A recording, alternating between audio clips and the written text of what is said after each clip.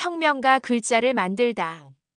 4편에서 우리는 천재 기술자 장영실의 미스터리한 추락을 추적했습니다. 조선의 하늘을 데이터화했던 그는 가장 빛나는 순간 역사에서 삭제되었습니다. 그 사건이 발생한 1442년. 세종은 가장 위험하고도 가장 위대한 마지막 프로젝트를 비밀리에 준비하고 있었습니다. 그것은 단순히 새로운 기계를 만드는 것을 넘어 조선이라는 나라의 근본을 뒤흔드는 혁명이었습니다. 바로 백성의 글자, 훈민정음 창제였습니다. 세종은 왜 이 프로젝트를 비밀에 붙였을까요?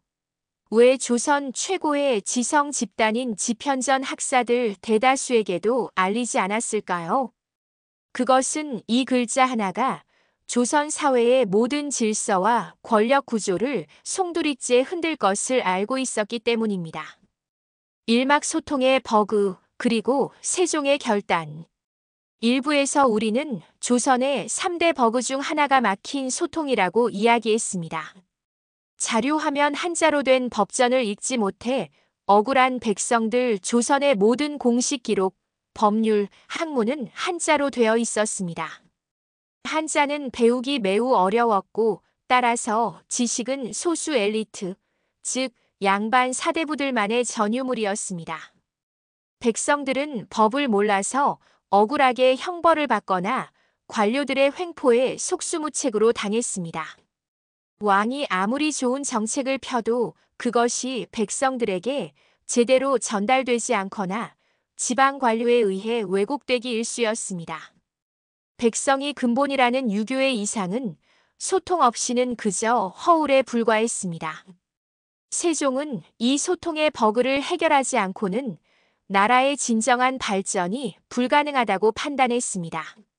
하지만 한글을 만드는 것은 단순히 글자를 만드는 일이 아니었습니다.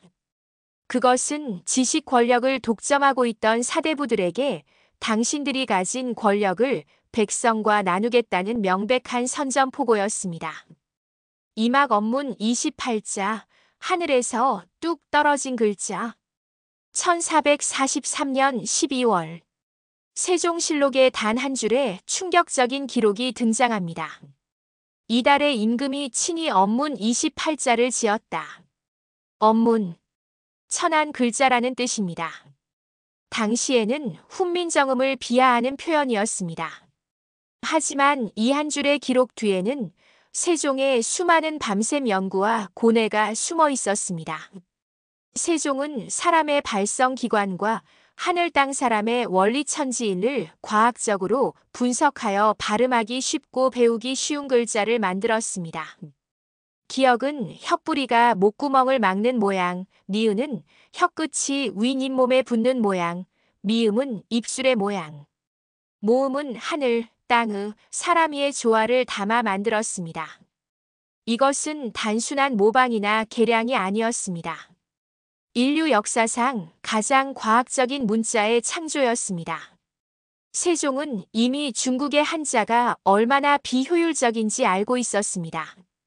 한자는 평생을 배워도 익히기 어려웠고 조선의 말과 발음 체계가 완전히 달랐기 때문에 백성들의 소리를 정확하게 기록할 수도 없었습니다. 세종의 훈민정음은 바로 이 조선 백성들의 소리를 가장 완벽하게 담아낼 수 있는 자주적인 문자였습니다. 산막 불온한 소문, 그리고 최만리의 등장. 세종은 이 거대한 프로젝트를 극비에 붙였습니다. 그의 가장 강력한 싱크탱크였던 집현전 학사들 대다수도 이 사실을 몰랐습니다. 오직 정인지 등 몇몇 최측근 학사들만이 은밀히 세종을 도왔습니다. 하지만 불온한 소문은 궁궐 안에 퍼져나가기 시작했습니다. 임금께서 중국과 다른 괴이한 글자를 만들고 계시다. 그리고 1444년 2월 훈민정음의 존재가 공식적으로 공표되자마자 집현전 부제학 최만리가 동료 학사들을 이끌고 왕 앞에 섰습니다. 이것은 조선 역사상 가장 격렬했던 지적 논쟁의 시작이었습니다. 왕과 가장 똑똑한 신하들의 정면 충돌이었습니다. 최만리의 상소는 단순한 반대가 아니었습니다. 그것은 조선이라는 나라의 정체성을 건 엘리트 지배층의 치열한 논리였습니다. 사막 세종 vs 최만리 마이너스 문명과 이념의 충돌. 최만리는 왕에게 이렇게 외쳤습니다. 최만리 첫째, 우리는 대국 명나라를 섬기는 작은 나라인데 중국과 다른 문자를 만드는 것은 사대의 예에 어긋납니다. 명나라가 우리를 오랑캐로 볼 것입니다.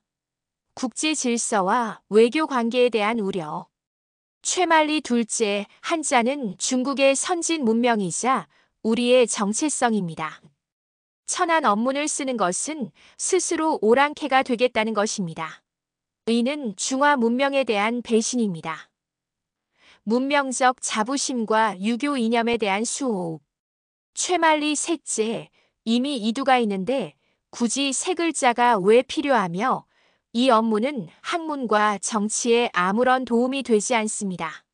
오히려 정도전 같은 요사스러운 글이 번성할 것입니다. 최만리는 유교라는 시스템에 가장 충실한 수호자였습니다. 그의 논리는 현상 유지의 논리입니다.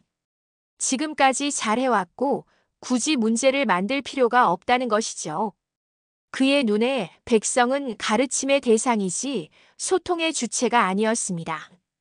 백성이 그를 알면 다스리기 어려워진다는 지배층의 가장 뿌리 깊은 두려움이 그 논리 뒤에 숨어 있었습니다. 하지만 세종의 생각은 달랐습니다. 세종은 이례적으로 격분했습니다. 특히 이두가 있는데 왜 만드냐는 대목에서 폭발합니다. 세종실록은 당시 세종의 육성을 그대로 전합니다. 너희가 말하는 이두가 백성의 뜻을 얼마나 전할 수 있단 말이냐? 설총이 만든 이두는 이미 불편하지 않더냐? 내가 만약 이 글자를 바로잡지 않으면 누가 바로잡을 것이냐? 그리고 세종은 최만리 등 지편전 학사들에게 결정적인 한마디를 던집니다. 너희들이 업문이 학문에 방해가 된다고 하니 너희들은 평생 내 운서나 연구하며 살아라. 너희 같은 속된 선비들이 무얼 알겠는가. 이것은 성군 세종이 신하에게 내뱉은 가장 심한 모욕이었습니다. 너희는 그저 글자나 파는 기술자일 뿐 나라의 비전을 논할 자격이 없다는 뜻이었죠.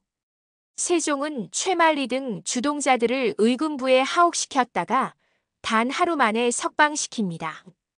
이것은 엄청난 정치적 쇼맨십이었습니다. 죽일 수도 있다는 강력한 경고와 함께 용서라는 관용을 동시에 보여준 것이죠. 이 사안만큼은 토론의 대상이 아니다. 나의 뜻이니 따르라는 강력한 왕명이었습니다. 오막 백성을 위한 지적 결단. 세종은 자신의 학문적 동지였던 지편전 학사들과의 결별까지 각오하며 이 한글 창제 프로젝트를 밀어붙였습니다. 왜였을까요? 세종에게 문자는 학문이 아니었습니다. 그것은 백성들의 생존이었습니다. 백성이 글을 알아야 법을 알고 억울함을 호소할 수 있었습니다. 백성이 글을 알아야 농업 기술을 익히고 지식을 나눌 수 있었습니다. 민본, 즉 백성이 근본이라는 유교의 이상은 소통 없이는 불가능한 허울임을 세종은 누구보다 잘 알고 있었습니다. 1446년 마침내 훈민정음이 반포됩니다. 서문에는 세종의 모든 고뇌와 비전이 담겨 있습니다. 나라의 말이 중국과 달라 문자와 서로 통하지 아니하므로 이런 까닭에 어리석은 백성이 이루고자 할 바가 있어도 마침내 제 뜻을 펴지 못하는 사람이 많으니라. 내가 이를 불쌍히 여겨 새로 28자를 만드노니 사람마다 하여금 쉽게 익혀 날마다 쓰는데 편하게 하고자 할 따름이니라. 이것은 한 왕의 지적 결단이 만든 가장 위대한 문자혁명이었습니다. 조선은 마침내 자주적인 소리를 자주적인 글자로 담아낼 수 있게 되었습니다. 세종이 설계했던 시스템의 모든 하드웨어 국방, 경제와 소프트웨어 소통가 마침내 완성된 순간이었습니다. 조선 르네상스의 정점, 황금기의 완성. 하지만 이 완벽한 성공 뒤에는 또 다른 그림자가 드리워지고 있었습니다. 세종의 황금기는 왜 피의 미래를 막지 못했을까요? 사관의 서재 6편, 가장 위대한 업적의 이면에서 완성된 황금기의 빛과 그 이면에 숨겨진 비극적인 씨앗들을 추적하겠습니다.